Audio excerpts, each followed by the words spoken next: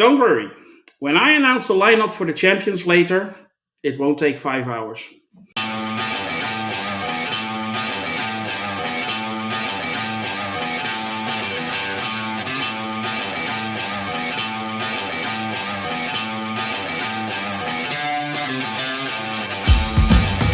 This is the review of Champions, and I'm your host, Grandmaster. With me is a powerful panel made up of the finest champions Sakar has to offer. Let me introduce them to you. Voice only, we have Lokismom. How are you? Doing okay. Also voice only, we have Mr. Lord Death Man. How are you? I'm doing great. Thanks. And last but not least, we have the original Mr. Taylor First. How are you? I'm excellent. That's good to hear, man. You see, not 5 hours. Today we're going to talk about episodes 5 and 6 of Daredevil Born Again. But before we do, I want to ask you all to help us out. Like and share this video, subscribe to our channel, and join our forum at sakar.freeforms.net. Set up an account. You can do that by clicking on the link in the description. And yes, you can join our conversations on the board, but you can also join our reviews or podcasts. We would love it if you do that. You're more than welcome to. Consider this your final warning. After this point, we are spoiling both episodes from this week. So if you haven't seen them, do that first and then check out our video. Well, Daredevil Born Again. I think it's awesome. You can take that to the bank. Taylor, how did you like episodes 5 and 6 of Daredevil Born Again? These were spectacular episodes. The bank job episode, which is where Matt really kind of transitioned over back into being Daredevil, even though he didn't have his costume with him. But that is where he kind of started actively participating in fighting crime again. It was great. All the acting was great. And then, of course, it got even another level in episode 6, where we really see Muse and what's going on with that character. And, of course, he full on goes back to being Daredevil, of course. And Wilson Fisk is also being born again back into the Kingpin. So both episodes were just fabulous. Lord Deathman, as far as fillers go, episode 5 was a great filler, wasn't it? If you want to call it that, I think this was. I think these were just two solid episodes without any story filler, really. An ingenious setup in the bank, and then a really tense confrontation with the big bad in episode 6, Muse. So yeah, two really effective episodes, and I can't wait to get into my deep dive. Yeah, man, me neither. I can't wait for your deep dive. But first, Lokismom, how did you find the first two episodes, the episode 5 and 6 of Daredevil Born Again? Well, I found that the Daredevil was denied a bank loan. So it went from there. Yeah. It was really And good. he's not the first MCU character that's happened to. Yes. No. Yeah. It was really good. I thought it wasn't I guess you could call it a filler episode because it deviated from the narrative, but I think it was really a good time for sort of Matt to get his groove back. And in that particular situation, he had to use violence in order to protect the people in the bank. And so I felt like he felt justified within himself. At the very end of the episode, you can sort of see there's a lot of relief off of him because he's crossed. He's finally crossed over and gotten beyond his religious vow or whatever you want to call it, that he's not going to be violent anymore. I think he sort of sees when it is necessary. I thought it was well done. It was just a taunt episode. Pretty standard as far as those types of stories go. I think we can either call it Dare Hard or Die Devil or whatever you want to call it. That's what it sort of reminded me of, was the Die Hard movie a little bit. Mm-hmm. But There was the whole thing about the stone, the particular the yellow diamond. Now that's we all know what gems role gems play in the MCU. So I'm thinking that this whole episode is going to come back. We're going to find out what that gemstone is for and what the whole deal is. Why does somebody want it desperately? I think one little flaw was, or if you want to call it that, why did they have to stage an elaborate bank robbery if one of the guys had the key to the lot to the safety deposit box on him? I think there would have been an easier way to go in there and get it that way, either through impersonating somebody or something. But he did say that the four, it was an old key, so it was hard to read. So I'm thinking that maybe that diamond got put in that box a long time ago by someone else, and it's going to factor into some past events and past characters, and we may see again soon. Yeah. But before I return, your quick thoughts into a deep dive. I will get back to you later. Lord Deathman, if you have any criticisms of these two episodes, this is your moment. Okay, speak now or forever hold my peace. Yes, something like that. Yeah.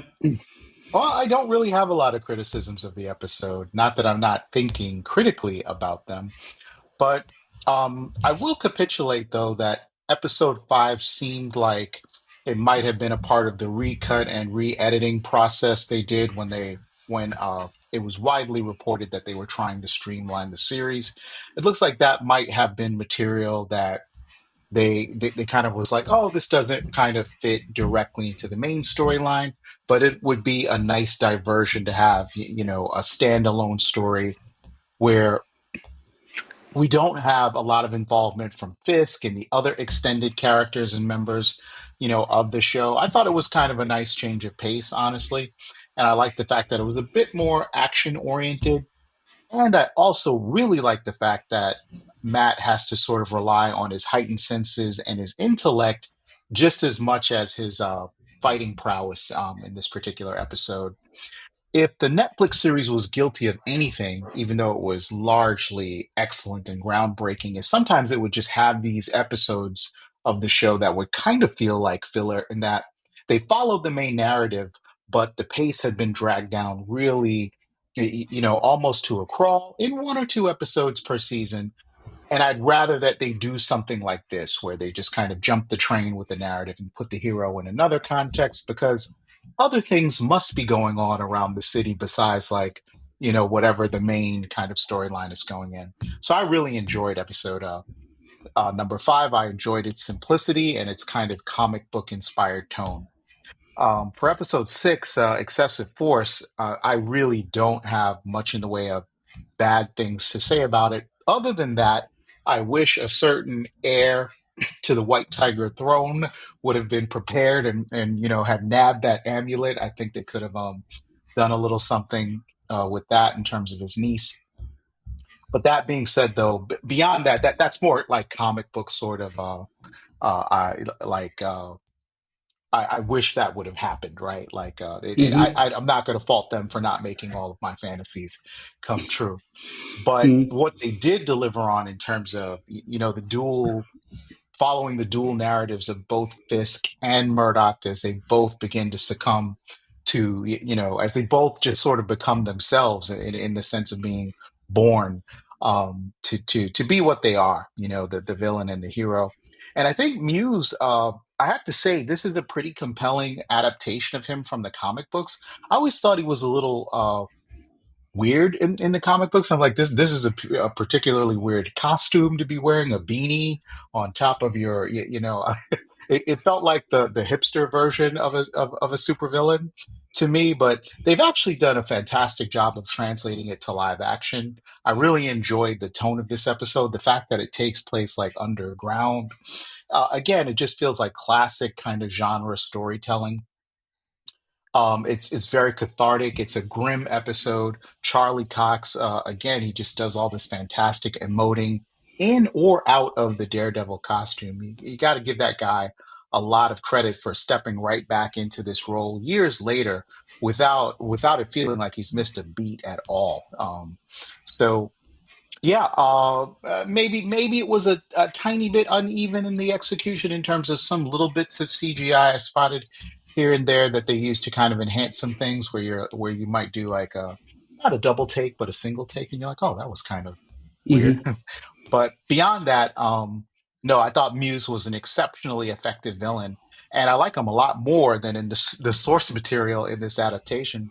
So yeah, I've invested this far in the show, and I hope that they have more on this level or better to deliver to us. Yep. Yep. I absolutely love Muse. He was scary as hell, and that fight in his lair was, yeah, amazing.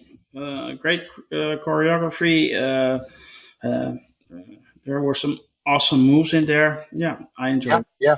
The episode just gets your heart going, as a fan. And I feel like we needed the paddles at this point in the series. Yeah, and also after almost 5 hours of Daredevil Born Again, it's nice to see Daredevil again instead of a lawyer. So Right. yeah, yeah.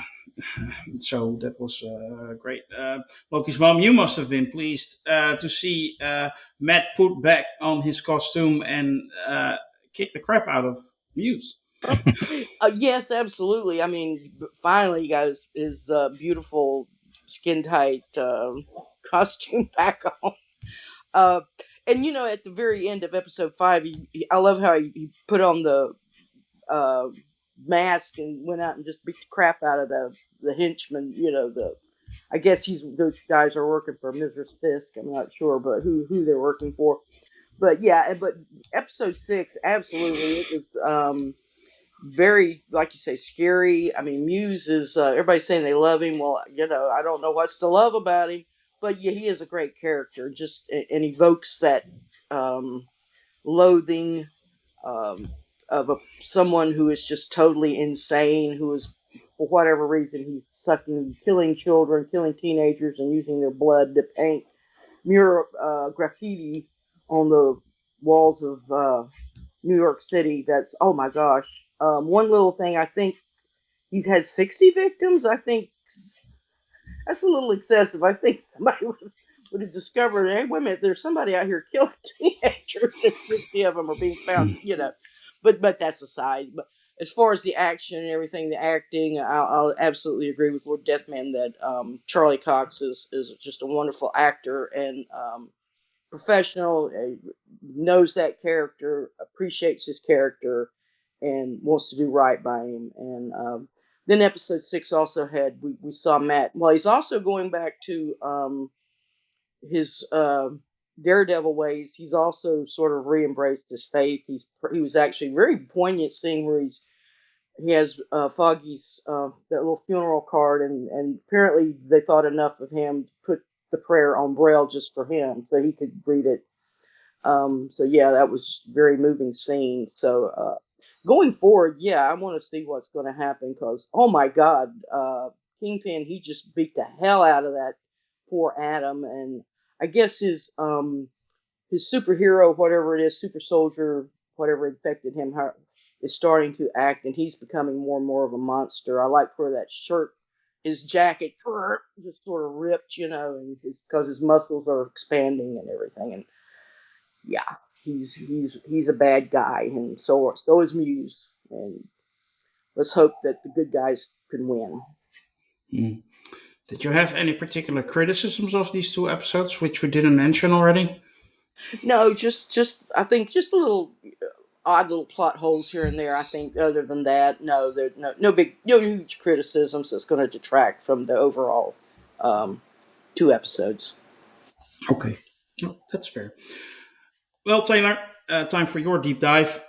While I was watching episode 5, all I was thinking, Marvel better not kill off Yusuf Khan. That would make me very angry. I mean, that can't happen. Cannot touch Kamala's dead, in my opinion. Yes, I was going to mention that we got to see Yusef in this episode with his Funko Pop Ms. Marvel on his desk. And his Yeah. mug. Did anybody notice his mug says "World's Okayest Dad"? Yeah. Well, he kind of is. And he also mentioned that Kamala was in California visiting friends. I wonder if we'll ever find out what that's about and which friends she's visiting and why. But the episode was great. I mean, I've seen a lot of movies and TV shows with bank robberies, and this one was done really, really well. And part of it was the leader of the gang robbing the bank. They gave him a ton of personality, so that the interactions between him and Matt and him and the detective were extremely entertaining, and him and his cohorts was all really entertaining. And that's a big thing because they could have very easily just had him being a generic thug type character. But no, they gave Hmm. him all kinds of personality and humor, and of course, they gave him that Irish wit, and it was cool setting that they did it on St. Patrick's Day, just add a little bit extra flair and a little bit extra conversation there. Hmm. Now, if I'm following the show correctly, the guy that was the head bank robber is the same guy who hijacked a truck in an earlier episode. Yeah. And they mentioned that they were working for Luca. They were supposed to give the diamond to Luca, and I think, again, I could be getting the names mixed up, but I think Luca is the guy who went to visit Fisk in his office in the next Yeah. episode and Yeah. gave Fisk a bunch of lip. So this is kind of still part of the overall story. It's not completely detached, and of course, Matt's progression as well as Fisk's progression. Although we didn't see Fisk in this episode, but Matt's progression, of course, was definitely kicked in the pants as part of this episode. And of course, the action scenes were really spectacular. The fight in the stairwell, where not only does he have to beat the guy, but he has to keep it quiet so that the other bad guys wouldn't hear. Just adding that one little level of activity and interest and just a little twist on a standard fight scene was great. The fight with the main bad guy in the alleyway afterwards, after he put on the mask and went after him and said, "Screw it, I'm Daredevil. Don't have the right mask, but this mask will do." And the fight was spectacular. Now, of course, in episode 6, as you mentioned, the fight with Muse was also fantastic. The fight choreography has just been outstanding in this show. It's very grounded. It's but still very, you know, entertaining and flamboyant without outgoing without having to CGI the whole thing. Um, Now I've seen some people online complaining about how come these guys are such good fighters. Well, they're comic book villains. They are supposed to know how to fight, and one punch fight scenes are really freaking boring. So we want to see a really good fight scene. So the guy he's fighting can fight back. I'm sorry if you don't like Yeah. that. Go watch a soap opera or something. Okay, It's we are it's here it's watching an it's, it's action show. almost, yeah. It's almost like these shows are meant to entertain you. Exactly. Exactly. And I don't have any problem with this gangster and this total freaking we don't even know what psychopath blood sucking weirdo can throw some hands when they have to. Neither one of them won. Daredevil beat both of them handily and brutally, but they were great scenes and again well executed. And of course, at the end of episode 6, which by the way, the cutting between the fight with Muse and the fight with Fisk and his victim, really really well done, especially like that one moment where they both headbutted and they cut to the other one headbutting at the same time. That dichotomy or whatever you want to call it, the parallel between the two characters, really well done. But of course, when Daredevil was choking the guy out but realized that the girl was dying, he made the choice to let the guy to not kill the guy and take the chance of him getting away, which he did in order to save uh, the victim.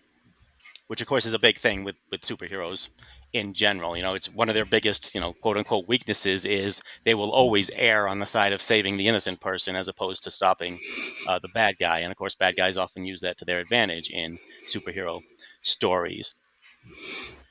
And then Fisk. Now, this is not the real world. In the real world, um, that guy that Fisk literally put his head through a brick wall would be dead. Now I don't know if he's going to be alive in the next episode. If they do, okay, it's a comic book, don't care. But he would be so dead in the real world. But the moment that they showed after that, where the guy's twitching on the ground there, and Fisk is just sitting there. The look on his face, it was like a look of, you know, um, catharsis almost. It was a look of satisfaction, of relief. It feels so good to put this guy's head through a brick wall, you know. But again, it was getting him back into his happy place, as opposed to all this mayor stuff he has to put up with. Again, just great acting all around, great episodes. I'm just loving the show. Oh, and Yeah, great penguin joke by the detective. yeah. That's actually what I wanted to ask. Did you like the joke by the detective? I laughed out loud, and I The rarely laugh out leprechaun. loud, No. even when I'm watching comedies. But with Yeah, this me one, too. I laughed out loud. Yeah, yeah. Well written joke. I loved it as well. Yeah. Sorry. I wish Daredevil was this level of sophistication. Deadpool. I mean Deadpool. But anyway. Deadpool, right?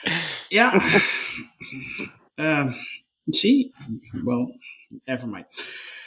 Yeah, I also agree with the panel. I love these two episodes. They were great. Well, Daredevil and Fisk are both back to their ways, and we still have 3 episodes to go this season. I'm really looking forward to those. The final act, as Taylor would say, is coming. So yeah, uh, we'll talk about that next week. But first, we will do a rating for both episodes. You can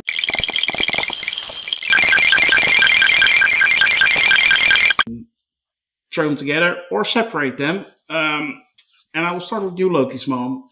Um, can I have your numbers or number? Um, I'll just add there was like the opening scene, and I don't know if it was fortuitous or they meant to show this scene, but at the very beginning of episode 6, when after they found the body of the young man, then there we see a scene where some leafless trees, and there are 2 crows that take off from there. Now, who in the MCU universe has crows as their uh, familiars? This is a quiz. I would Hmm. say Odin. There you go. You get the Skull Star, Grandmaster. And that goes So, beyond the MCU. The crow is his companion in Norse mythology. yeah, Yes. absolutely. But in within the story, I mean, Odin is not the Norse character. He's a different Odin as far as the MCU goes. But anyway, I was just wanted to point that out. So I'm wondering, since we saw in the last episode, in episode 5, the yellow gemstone or the diamond or whatever it is, which, as we know, that was the gemstone which powers up Vision. So I'm wondering if they're starting to put little tie-ins here and there to that's going forward for like when the movies when we get and that huge cast rollout for I think Doomsday that came out, and how in the world are they going to fit all these characters into that movie? But anyway, I just wanted to throw that out there. But I'll get to my ratings. I'm going to give episode 5 8.5 and episode 6 a 9. Sounds fair. Taylor? I'm gonna go ahead and crank it up. These 2 episodes get 10 out of 10 because edge of my seat and completely satisfied. Yeah, yeah. Then 10 out of 10 it is, right? Lord Deathman? Yeah, I'm going to give episode 5 and 8. And I think it even got progressively better with episode 6. So I'm going to give that one a 9. I'm going to join you. Episode 5 gets an 8. Like I say, it felt a bit like a filler, and I agree with Taylor. It's really not because, indeed, in the background, the narrative continues. I think it's very important episode for Matt's descent or ascent, depends on your point of view, into being Daredevil again. But because it felt a bit like a filler, I will give it an 8. Still very entertaining, very good. And episode 9, yeah, episode 6, absolutely 9 for me. Awesome. We get to see Daredevil again. Action, great. Story, great. Great second tier villain, and yeah, what Fisk was doing to the poor Adam, I don't know. But, Adam no more, I guess. So yeah, absolutely awesome. I cannot wait for the season finale. It's going to be great. That will conclude this week's review of Champions for episode 5 and 6 of Daredevil Born Again. We hope you have enjoyed our discussion today. If you did, help us out. Like and share this video and subscribe to our channel. And if you really want more of us, join our forum at cigar.freeforums.net. We are there. You can talk to us directly. You can tell us how wrong we are or how right we are. We'd love it if you do that. Next week, we will be discussing episode 7 of Daredevil Born Again. And we have new episodes for our Infinity Saga and Starter project on the way. So check that out. And the question is, will we be reviewing Andor seasons 2? Of course we will. So that's also on the horizon. For now, I want to thank you all, also on behalf of the other champions, and wish you to use the senses you got. Bye.